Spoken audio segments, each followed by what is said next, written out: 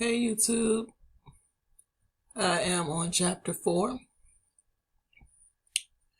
and this is the Bill Cooper Secret Treaty of Verona, Precedent and Positive Proof of Conspiracy.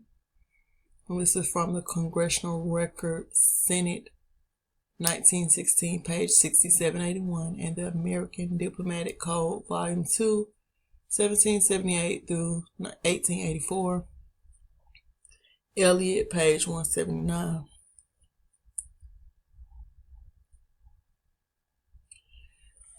Okay, so this is 1916 Congressional Record, Senate. Mr. Owen, I wish to put in the record the secret treaty of Verona of November 22nd, 1822, showing what this ancient conflict is between the rule of the few and the rule of the many.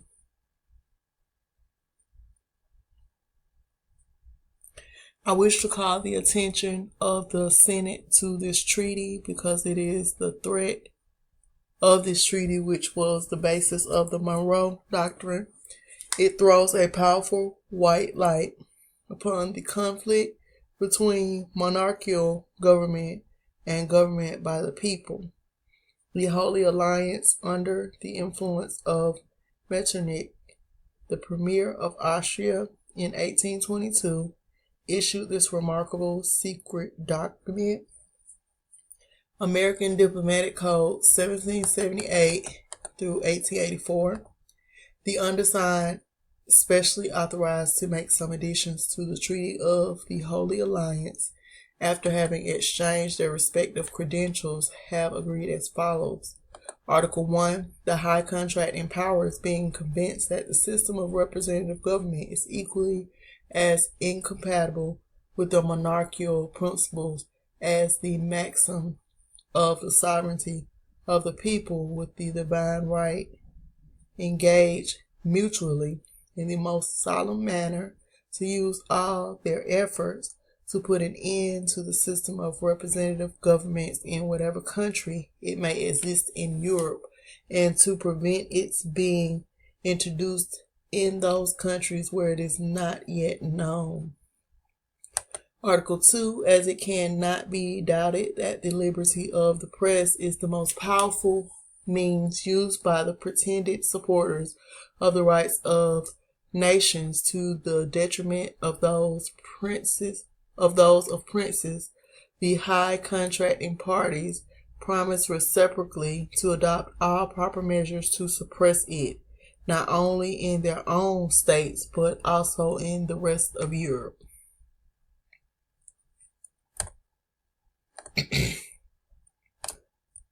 Article 3. Convinced that the principles of religion contribute most powerfully to keep nations in the state of passive obedience which they owe to their princes, the high contracting parties declare it to be their intention to sustain in their respective states those measures which the clergy may adopt with the aim of ameliorating their own interests, so intimately connected with the preservation of the authority of the princes, and the contracting powers join in offering their thanks to the Pope for what he has already done for them, and solicit his constant cooperation in their views of submitting the nations.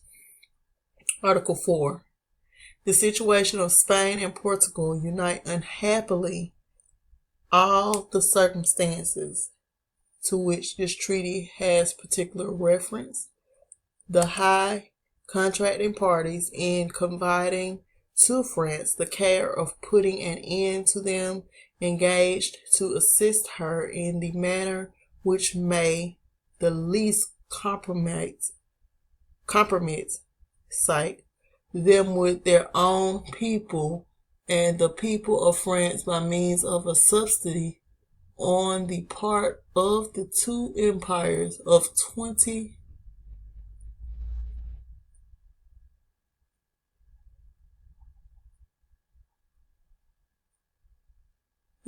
million francs. Y'all see the number. That's 100,000. What would be over next would be million of francs every year from the date of the signature of this treaty to the end of the war.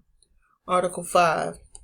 In order to establish in the peninsula the order of things which existed before the revolution of Cadiz, and to ensure the entire execution of the articles of the present treaty, the high contracting parties give to each other the reciprocal assurance that as long as their views are not fulfilled, rejecting all other ideas of utility or other measure to be taken, they will address themselves with the shortest possible delay to all the authorities existing in their states and to all their agents in foreign countries with the view to establish connections tending toward the accomplishment of the objects proposed by this treaty.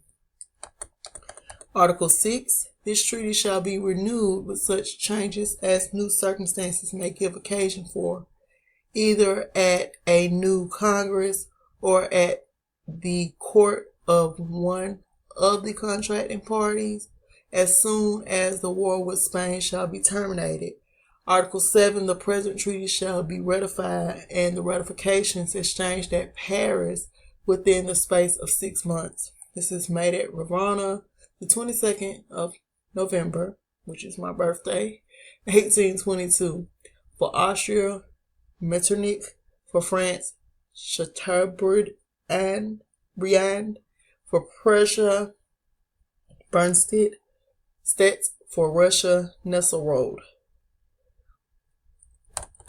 Mr. Owen, I ask to have printed in the Congressional Record this secret treaty because I think it ought to be called now to the attention of the people of the United States and of the world. This evidence of the conflict between the rule of the few versus popular government should be emphasized on the minds of the people of the United States, that the conflict now waging throughout the world may be more clearly understood, for after all said, the great pending war springs from the weakness and frailty of government by the few, where human error is far more probable than the error of the many, where aggressive war is only permitted upon the authorizing vote of those whose lives are jeopardized in the trenches of modern war. Mr. Ch.4. Mr. President, I should like to have the senator state whether in that treaty there was not a coalition formed between the powerful countries of Europe to reestablish the sovereignty of Spain in the republics of South and Central America. He was asking a question. Mr. Owen, I was just going to comment upon that, and I'm going to take but a few moments to do so because I realize the pressure of other matters. This Holy Alliance, having put a Bourbon prince upon the throne of France by force, then used France to suppress the Constitution of Spain immediately afterwards, and by this very treaty gave her subsidy of 20 million francs annually to enable her to wage war upon the people of Spain and prevent their exercise of any measure of the right of self-government. The Holy Alliance immediately did the same thing in Italy by sending Austrian troops to Italy, where the people there attempted to exercise a like measure of liberal constitutional self-government, and it was not until the printing press, which the Holy Alliance so stoutly opposed, taught the people of Europe the value of liberty, that finally one country after another seized a greater and greater right of self-government, until now it may be fairly said that Nearly all the nations of Europe have a very large measure of self-government.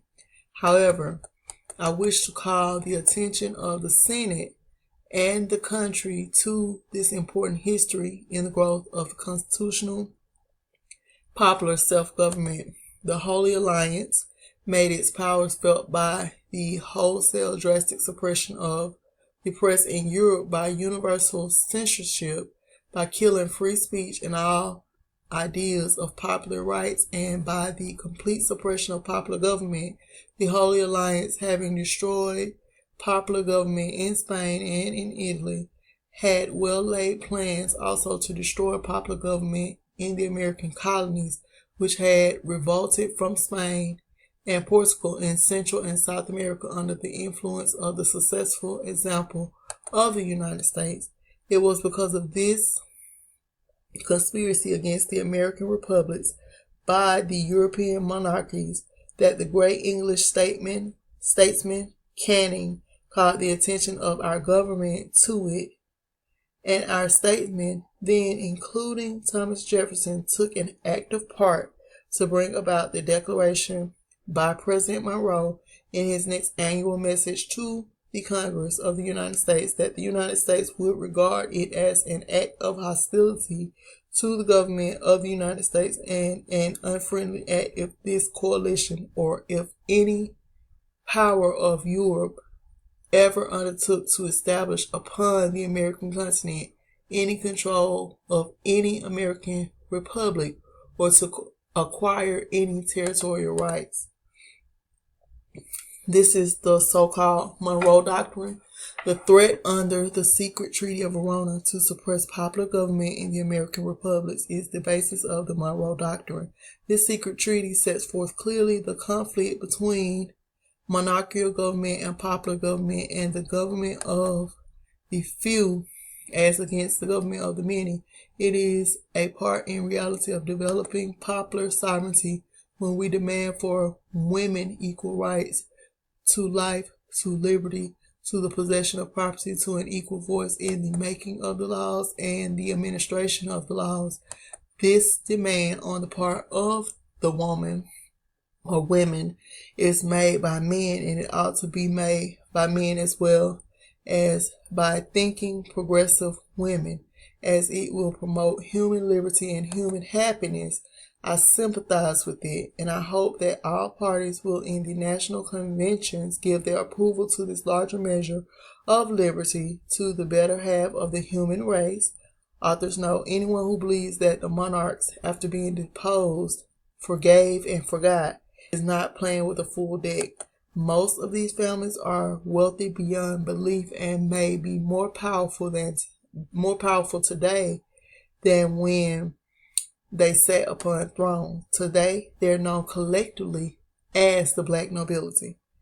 Just because the secret Treaty of Verona was signed in 1822 does not mean that the treaty is void. It is imperative that you realize that privately,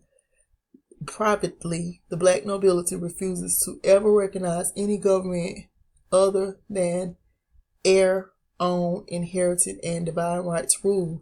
They work diligently behind the scenes to cause conditions whereby they might regain their crowns. They believe that the United States belongs to England. That was chapter 4 of William Cooper. Hold on. I hope everyone is doing well. Peace and power to you, just in case this cuts off.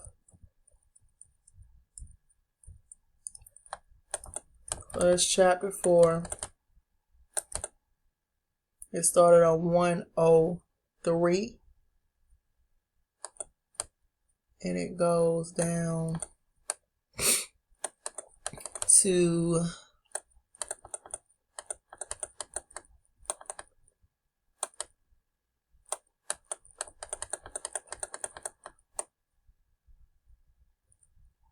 109.